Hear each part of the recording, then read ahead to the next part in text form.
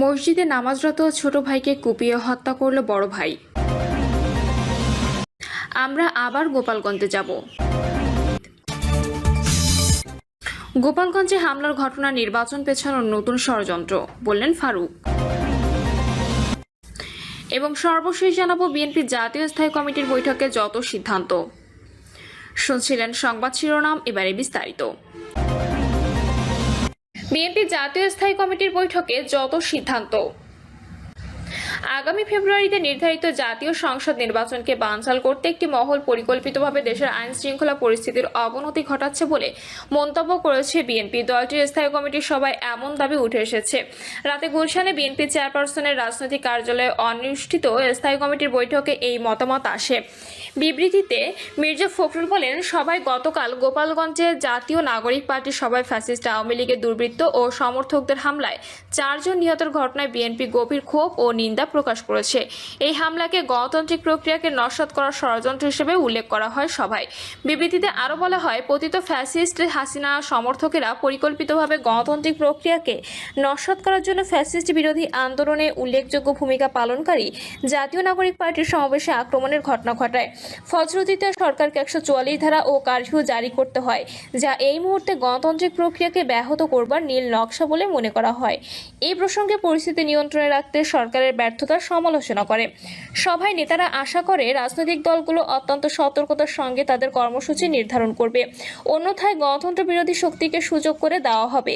বিএনপির মহাসচিব আরও বলেন, সভায় জাতীয় ঐক্যমত্য কমিশনের বৈঠকের সর্বশেষ অগ্রগতি সম্পর্কে সালাউদ্দিন আহমেদ সভাকে বিস্তারিত অবহিত করে। আজ রাতে আবার স্থায়ী কমিটির সভায় ঐক্যমত্য কমিশনের বৈঠকের বিষয় নিয়ে আবার আলোচনা হবে। গণতন্ত্র উত্তরণের পথকে বিঘ্নিত করার জন্য এবং আগামী ফেব্রুয়ারি মাসে প্রতিশ্রুত জাতীয় সংসদ নির্বাচনকে ব্যাহত করবার জন্য একটি মহল পরিকল্পিতভাবে দেশের আইন শৃঙ্খলা পরিস্থিতির অবনতি ঘটাচ্ছে বলে উল্লেখ করেন মির্জা ফখরুল। তিনি বলেন, মবক্রেসি, হত্যা, ছিনতাই, ডাকাতি, চাঁদাবাজি ইত্যাদি অপরাধমূলক কর্মকাণ্ড বৃদ্ধি পাচ্ছে। এ ব্যাপারে সরকারের সংশ্লিষ্ট বিভাগগুলি অযোগ্যতা এবং নির্লিপ্ততা পরিস্থিতিকে আরও অবনতির দিকে নিয়ে যাচ্ছে।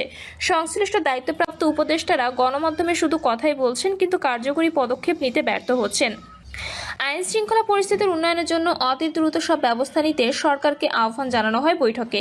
মিটফোর্টের নৃশংস হত্যাকাণ্ডে বিএনপিকে সম্পূর্ণ অন্যায়ভাবে জড়িয়ে কয়েকটি রাজনৈতিক দলের শিষ্টাচার বিবর্জিত বক্তব্য ও প্রোপাগান্ডা গোটা জাতিকে স্তম্ভিত করেছে বলে উল্লেখ করেন সাবেক এই মন্ত্রী।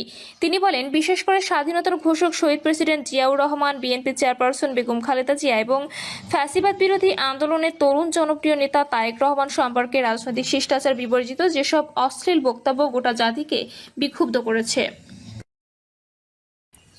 প্রিয় দর্শক, এই ছিল এখনকার সর্বশেষ সংবাদ। আপডেট সব সংবাদ পেতে চ্যানেলটি সাবস্ক্রাইব করে বেল আইকনটি ক্লিক করে রাখুন।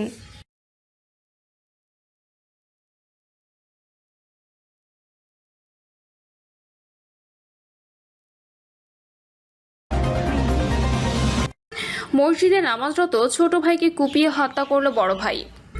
সুনামগঞ্জের বিশ্বম্ভরপুরের জায়গা সংক্রান্ত বিরোধের জেরে বড় ভাইয়ের হাতে ছোট ভাই মজিবুর রহমান খুন হয়েছে।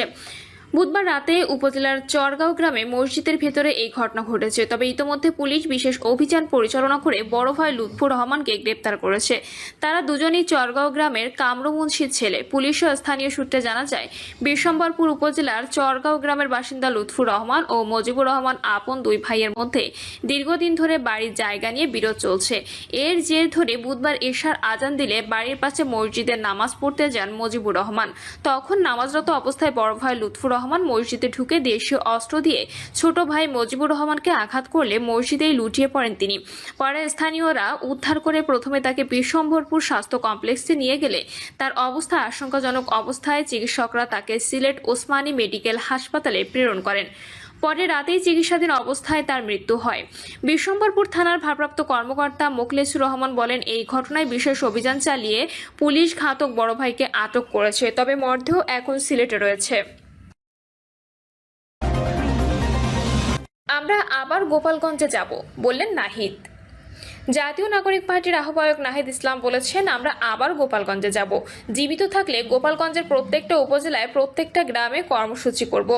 গোপালগঞ্জের প্রতিটা ঘরে ঘরে জুলাই গণঅভ্যুত্থানের পতাকা উড়বে। গোপালগঞ্জ মুজিববাদীদের হবে না, বাংলাদেশপন্থীদের হবে।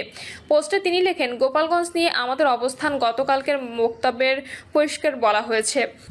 পুরো বাংলাদেশের প্রতি আমাদের যে কমিটমেন্ট, গোপালগঞ্জের প্রতিও আমাদের সেই কমিটমেন্ট। গোপালগঞ্জের অধিবাসীদের প্রতি রাজনৈতিক বৈষম্য আমরা বিরোধিতা করি। গোপালগঞ্জ ও পুরো বাংলাদেশকে আমরা মুজিববাদী সন্ত্রাস ও ফ্যাসিবাদ থেকে মুক্ত করব।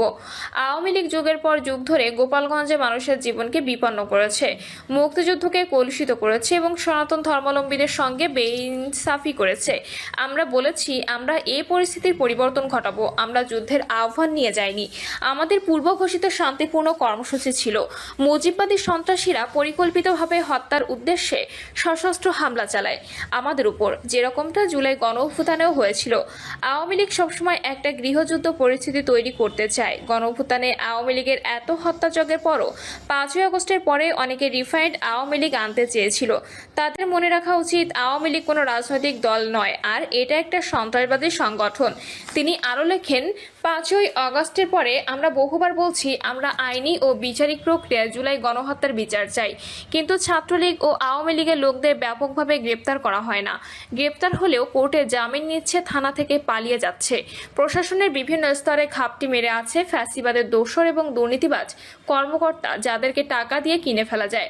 নিষিদ্ধ সংগঠন ছাত্রলীগের পুরো বাংলাদেশের বিভিন্ন জায়গায় নেতাকর্মীরা গতকাল গোপালগঞ্জে ছিল। প্রশাসন ও নিরাপত্তা বাহিনী যেভাবে ইনস্ট্রাকশন দিয়েছে, সকালে নাশকতার পরেও সিকিউরিটি ক্লিয়ারেন্স পেয়েই আমরা গোপালগঞ্জ প্রবেশ করেছি। পদযাত্রা করিনি, পথসভা করেছি শুধু। গোপালগঞ্জের বিভিন্ন উপজেলা থেকে আমাদের লোকজনকে আসতে দেওয়া হয়নি। বিভিন্ন জায়গায় বাস আটকে দেওয়া হয়েছে। এরপরেও আমরা শান্তিপূর্ণভাবে পথসভা শেষ করেছি। যাওয়ার পথে সশস্ত্র আক্রমণ চালিয়েছে আওয়ামী সন্ত্রাসীরা। নিরাপত্তাহীনতা যেভাবে ইনস্ট্রাকশন দিয়েছে, আমরা সেভাবে সেখান থেকে বের হয়েছি। কোনো বিচার বহির্ভূত হত্যাকাণ্ডকে সমর্থন করি না, প্রত্যাশা করি না জানিয়ে তিনি লেখেন, আমরা 4 জনের মৃত্যুর কথা শুনেছি। কোনো বিচার বহির্ভূত হত্যাকাণ্ড আমরা সমর্থন করি না, প্রত্যাশা করি না। সন্ত্রাসীদের বিরুদ্ধে বিচারিক প্রক্রিয়ায় ব্যবস্থা নিতে হবে। প্রশাসন ও গোয়েন্দা সংস্থা যদি সঠিক সময়ে সঠিক পদক্ষেপ নিত, তাহলে এই পরিস্থিতি তৈরি হতো না। এই দায়ভার সরকার ও প্রশাসনকে নিতে হবে। আমরা পুরো ঘটনার সুষ্ঠু তদন্ত, সন্ত্রাসীদের বিচার দাবি করছি।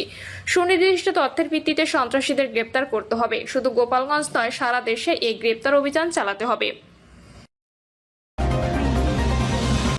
গোপালগঞ্জে হামলার ঘটনা নির্বাচন পেছানোর নতুন ষড়যন্ত্র, বললেন ফারুক। গোপালগঞ্জে এনসিপির উপর হামলা ঘটনার নির্বাচন পেছানোর নতুন ষড়যন্ত্র বলে মন্তব্য করেছেন বিএনপি চেয়ারপারসন উপদেষ্টা জয়নুল আবদিন ফারুক। জয়নুল আবদিন ফারুক বলেন, গতকাল গোপালগঞ্জে যে আক্রমণ এবং ন্যাক্কারজনক হত্যাকাণ্ড ঘটেছে, সে আক্রমণ কি বোঝাতে চেয়েছে আমরা জানি না। যখনই লন্ডনে তারেক রহমানের সঙ্গে নির্বাচন নিয়ে আলোচনা হয়েছে, তখন একটি পক্ষ দেশের মধ্যে ষড়যন্ত্র শুরু করেছে। জামাতকে উদ্দেশ্য করে তিনি বলেন, আপনারা বুঝে শুনে কথা বলবেন। অতীতে আপনারা বুঝে শুনে কথা বলেন নাই। 1971 সালে পাকিস্তান হানাদার বাহিনী যখন বাঙালির উপর হামলা করে, তখন কারা আনন্দ মিছিল করেছে, কারা পাকিস্তানের পক্ষে ছিল, তা সবাই জানে। আপনাদের ইতিহাসে জাতি জানে। আপনাদের ইতিহাসে জাতির কাছে প্রকাশ করতে চায় না। আপনারা জাতির কাছে ক্ষমা চান। স্বরাষ্ট্র উপদেষ্টা প্রধান উপদেষ্টার উদ্দেশ্যে তিনি বলেন, গতকালকে গোপালগঞ্জকে কে এনসিপি নেতাদের উপর হামলা করলো? আওয়ামী লীগের আমলে 1 লাখ পুলিশ নিয়োগ হয়েছে। তারা এখন শপথে বহাল আছে। আওয়ামী লীগের দোসররা এখনো কেন সচিবালয়ে, বিভিন্ন থানায় ও বিভিন্ন জেলায় আছে? 11 মাস ধরে কেন একটা নির্বাচন দিতে পারেননি? যখনই নির্বাচনের দিন তারিখের কথা বলেছে, তখনই ষড়যন্ত্র শুরু হলো। এখন সবারই একটা ধারণা, গোপালগঞ্জের এই হামলা নির্বাচন পেছানোর নতুন কোনো ষড়যন্ত্র কিনা। কারণ অনির্বাচিত সরকার থাকলে দেশের পরিস্থিতি ভালো থাকে না। তাই যত দ্রুত সম্ভব সুষ্ঠু নির্বাচনের ব্যবস্থা করুন।